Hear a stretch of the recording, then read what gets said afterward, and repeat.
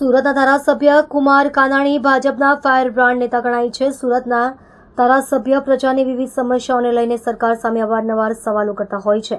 તેઓ પ્રજાનો અવાજ બની અનેક સમસ્યાઓને લઈને છેક મુખ્યમંત્રી સુધી પત્ર લખીને રજૂઆત કરતા હોય છે.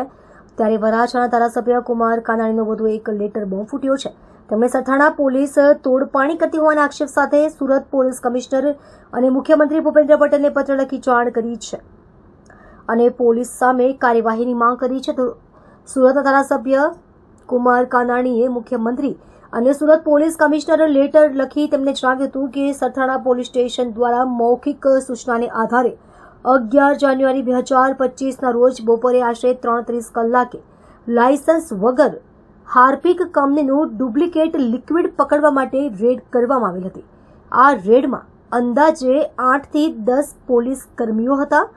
આ પોલીસ કર્મીઓએ તથા હાર્પિક કંપનીના પ્રતિનિધિ વિનોદભાઈ બિજવાભાઈ સુમરા સાથે મળી આરના એન્ટરપ્રાઇઝ ઉપર રેડ કરી હતી. આ રેડમાં પોલીસ કર્મીઓ તથા કંપનીના પ્રતિનિધિએ ભેગા મળી આરના એન્ટરપ્રાઇઝના માલિકો પાસેથી ₹8 લાખ લઈ ગોડાઉનમાં હાજર પૂરો માલ FIRમાં દર્શાવવા માંગ્યો ન હતો. ગોડાઉનમાં માલ 20 લાખ કરતાં પણ ઘણો વધારે હતો.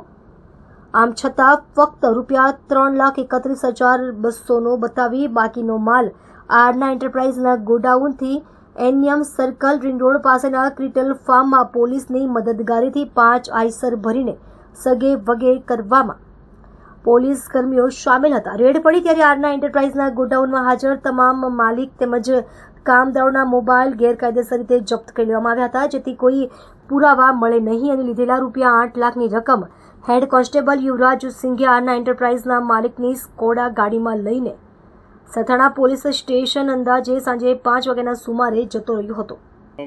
माननीय धारासभ्य के लेटर पैड पे हमें एक मिला है एप्लीकेशन की एक सरथाना पुलिस स्टेशन के विस्तार में कॉपीराइट के केस में 8 लाख रुपए की तोड़ हुई है. इसके बिहाफ पे हम केस के सारे पेपर्स बुला के आयोग का क्या उन्होंने इन्वेस्टिगेशन किया है और सारे CCTV फुटेज हम देख रहे हैं कि कहाँ पे तोड़ हुआ है. सारे आरोपियों जो भी जिसने पैसा दिया अगर लिया है अगर सही में लिया है तो हम उसकी तपास अच्छे से करेंगे और उसका रिपोर्ट हम सबमिट करेंगे.